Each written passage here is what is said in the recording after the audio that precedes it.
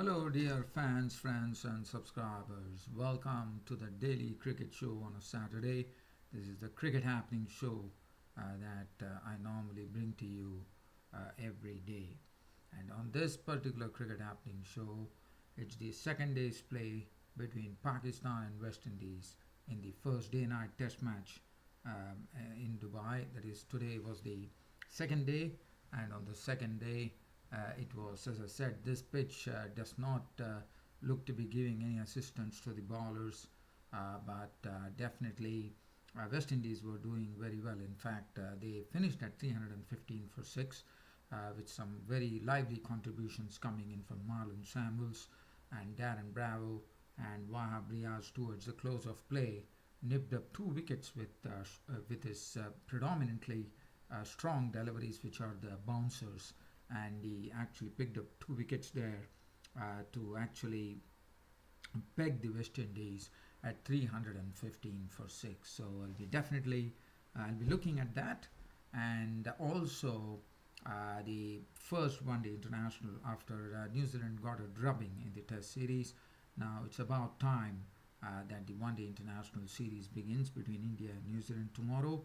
It's the first one-day international which is coming up between India and New Zealand at Dharamsala, and as you know, it's a very hilly terrain, hilly place, Dharamsala, so the ball should definitely be doing something there.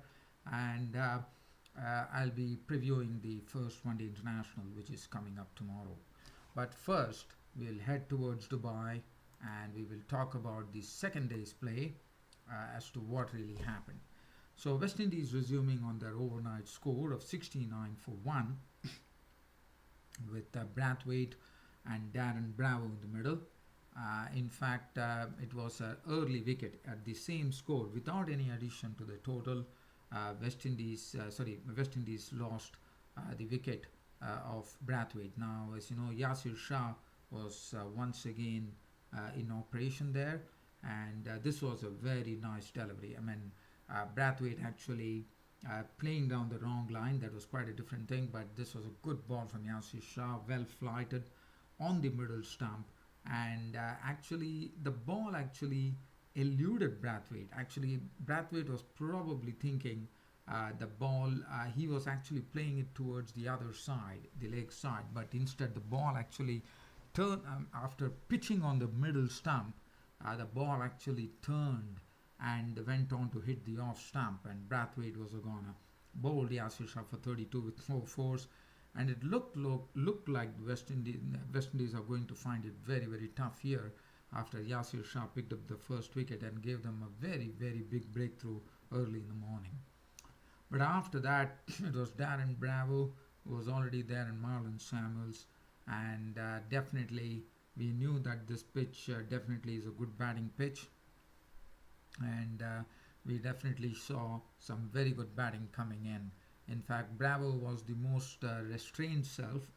He knew that he had a big responsibility on his shoulders as being the most senior person in this team, and he buckled down very well to the task of compiling an innings. At the other end, Marlon Samuels, as soon as he came in at the fall of Brathwaite, he actually opened up his account with 2 very good boundaries.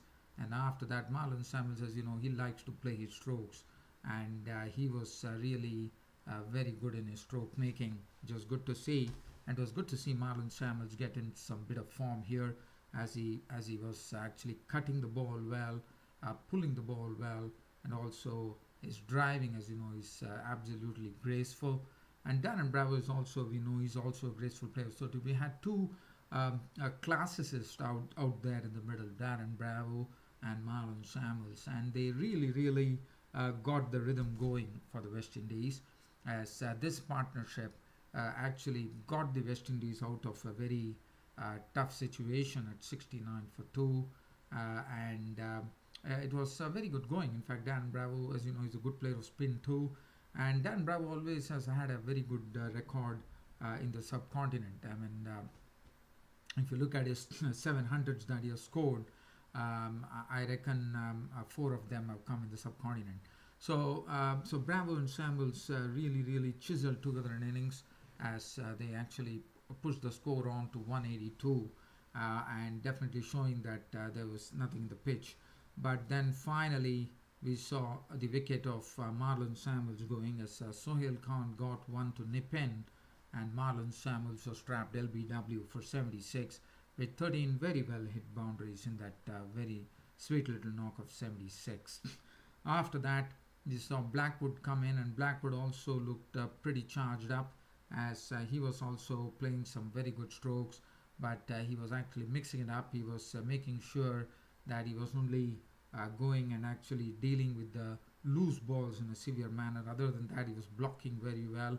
Darren Bravo at the other end was also doing a fine job. I mean, he has been doing that right through the day, and that was good to see as Darren Bravo and Blackwood got into a sort of a partnership mode here for the fourth wicket, as this particular partnership added 77 runs for the fourth wicket. And while things were going on, and at that time the score read 259 for 3, and suddenly there was a burst of energy coming in from the Pakistan camp as Wahab Riaz, as you know, Wahab Riaz always, as you know, this pitch is there's nothing, so I thought Wahab Riaz did well. He has really bent his back, and he has got that, you know, he's one who has a very good bouncer, and that's what precisely helped him, as with the bouncer he actually got the West Indies not in trouble, but definitely he actually picked up some very vital wickets, as first he broke the partnership between Darren Bravo and Blackwood, and Blackwood got a sort of a real fender, and he fended in, and he was gone, caught by Sarfraz Ahmed behind the wicket for 37 with 6 fours. And then Ralston Chase got a very awkward delivery from Wahab Riaz, and all that Ralston Chase could do was to actually go and fend at it, and Babar Azam at forward short leg taking that catch, and he was gone for 6. And suddenly this West Indies innings, which was looking to get into a bit of respectability when Marlon Samuels and Bravo with the crease, they were now, the score now read 266 for 5, and then but Bravo was there, and Shane Dowrich joined him, and Shane Dowrich looked very confident in his stroke making, hit a few good boundaries, and as Darren Bravo was doing the chiseling job very well. But Mohammad Nawaz, the left arm spinner, got his first scalp in test matches, as it was his maiden test wicket, as he picked up the wicket of Darren Bravo when he picked him up by getting him caught by Azhar Ali for 87 with 9 fours and 1 6. And finally, when stumps were drawn for the day, the West Indies score standing at 315 for 6.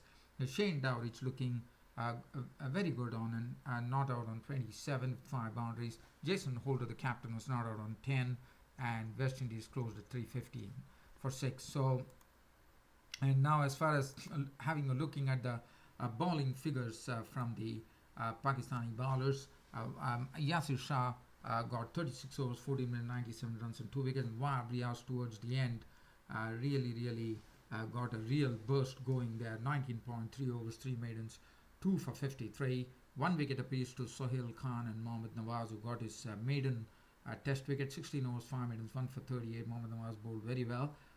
And Sohail Khan, 1 for 56, the only pace bowler to get a wicket in this particular test match thus far. So that really tells you as to how tough bowling has been for the pace bowlers. Mohammad Abid, 19 none for 48. So that was the match situation. And West Indies have definitely, I thought, they still have 264 runs to make, but their first goal would be to get to the 64 runs mark. If they could actually get those 64 runs, they definitely still have some batting. Dowrich is looking good. Jason Holder, he has a good capability. I mean, he's an all-rounder, and we know that he can bat. And then they have the tail, Bishu, Cummins, and Gabriel coming in. So definitely, we are looking forward to. I'm sure this pair of Jason Holder and Darren Bravo have to push it as far as possible, because this is the last recognized pair out in the middle, and if they can do that, that would serve well for the West Indies. And follow on, I don't think so. I'm sure because this pitch is not looking any good unless and until the pitch is going to change its color, which I really, really doubt. In fact, today was not the second day. I do apologize. Today was the third day's play in this first day-night test match of the series between the Pakistan and the West Indies, which is being played at the Dubai International Cricket Stadium. So it was day 3. So sorry, dear fans. So, but now, as I said, I shift the attention over here. The attention would be shifted to the India-New Zealand series, which is coming up, the one-day international series, which will be starting off tomorrow with the first one-day international to be played at Dharamsala. So India would be back with Mahendra Singh Dhoni as the captain, and this will be something different to what. And also, as you know, India have arrested two big names, two big spinners, and you know what a role they played in the test matches, especially Ravichandran Ashwin, but also Ravindra Jadeja has been rested. So both have been rested, and there's no Shikhar Dhawan. So the composition would be Ajinkya Rahane will be opening the innings in the absence of Shikhar Dhawan. So Ajinkya Rahane is in some good nick, and Rohit Sharma, we all know, is a specialist one-day opener, and Rohit Sharma, Ajinkya Rahane will be opening the innings for India. Virat Kohli, he comes in at as that special spot, one drop. Manish Pandey, who has done very well against Australia A, and he's another really, really very good emerging talent for India, no doubt about it. So Manish Pandey will be coming in at number 4. Mahendra Singh Dhoni is back, so Dhoni will be deserves no introduction. We all know what Dhoni is. So, and after that, Kedar Jadhav, the all-rounder who went to Zimbabwe, as you remember, would get an opportunity. And then Hardik Pandya, even though one was probably wondering, because Hardik Pandya, if you look at the first-class record of late, Hardik Pandya has not done anything of note. He has been really struggling with both bat and ball, and but Hardik Pandya has been still persisted with. So probably, as you know, he's one of those genuine all-rounders in the team, and that's the precise reason I'm sure Dhoni would have insisted on Hardik Pandya. So Hardik Pandya figures in that. Akshar Patel, another all-rounder with his left arm spin, and Amit Mishra would be the leg spinner. So he will be the one who would be expected to deliver the goods for India in the spin department in the absence of Ashwin and Jadeja. And the bowling will be in the hands of two very tight bowlers, one could say. Dhaval Kulkarni and Jasprit Bumrah is the one who would be leading the Indian pace attack. And Jasprit Bumrah has already proved himself. And Dhaval Kulkarni, yes, he's a much improved bowler. He has a lot of tricks up his sleeve now. Now he's no longer the bowler that one was looking at. He's completely different. And I'm sure it would be interesting to see how Jasprit Bumrah and Dhaval Kulkarni especially, how he handles the new ball. As far as New Zealand are concerned, well, for them, as I said, this is going to be different. So the test cricket is over. Now it's one-day international, so it's going to be definitely different. And New Zealand are good in that particular brand of cricket, no doubt about it. So Martin Guptill and Tom Latham will be opening the innings. Tom Latham, well, he's more of a plodder rather than a stroker, I would say. But Martin Guptill, as you know, he has a very good record in one-dayers, and Martin Guptill is always a dangerous customer, and especially in the absence of Brendan McCullum, Martin Guptill is the one who actually takes up the challenge of attacking the bowlers first up. Kane Williamson, the captain, the classic player that he is. He gets into business right away. Ross Taylor, another good one-day player. And then Corey Anderson is back. So that is good news for them. And Corey Anderson, let me tell you, he has been playing in the IPL, and he has good knowledge of the conditions that are prevailing in India. And Anderson is one to watch for sure. He knows what really to expect on Indian pitches. And Lew Cronky always had a good time against India. I thought he played the spinners well too. And he would also be a sort of a real live wire for New Zealand in the one-day international series. There'll be a lot of expectation from him as well. James Neesham, a very, very exciting stroke maker. James Neesham can really play some very, very good strokes. And then that very, very promising all-rounder. I mean, you tell him, I mean, he's someone who he definitely impressed me in the test matches, and Mitchell Santner, as I've already told you that I really see another Daniel Vettori emerging in this bloke, Mitchell Santner from New Zealand. And the bowling will be Tim Southey's back. So Tim Southey, after missing the test matches, is back. So Tim Southey and Trent Bolt will be the ones who will be handling the new ball on Indian wickets, I have to say. But probably Dharamsala might be one which might suit them. As I said, it's a very, very hilly place, Dharamshala. So the bowlers will definitely get some assistance. They would, I'm sure, the ball would move, and probably New Zealand would also, the New Zealand pace bowlers would be the one who would be most suited to this type of bowling. Not that Bumrah and Dhaval Kulkarni can't do anything, but Tim Southey and Trent Bolt, with their pace that they could generate, they could also be, there could be some real movement that they would be able to get with that pace in which they bowl, especially considering that this match is going to be played in Dharamshala. And then they have the legs, whether and I would rather say that Matt Henry should be the man who has done very well against India in the test matches. I would say that New Zealand should be going in with three pace bowlers there.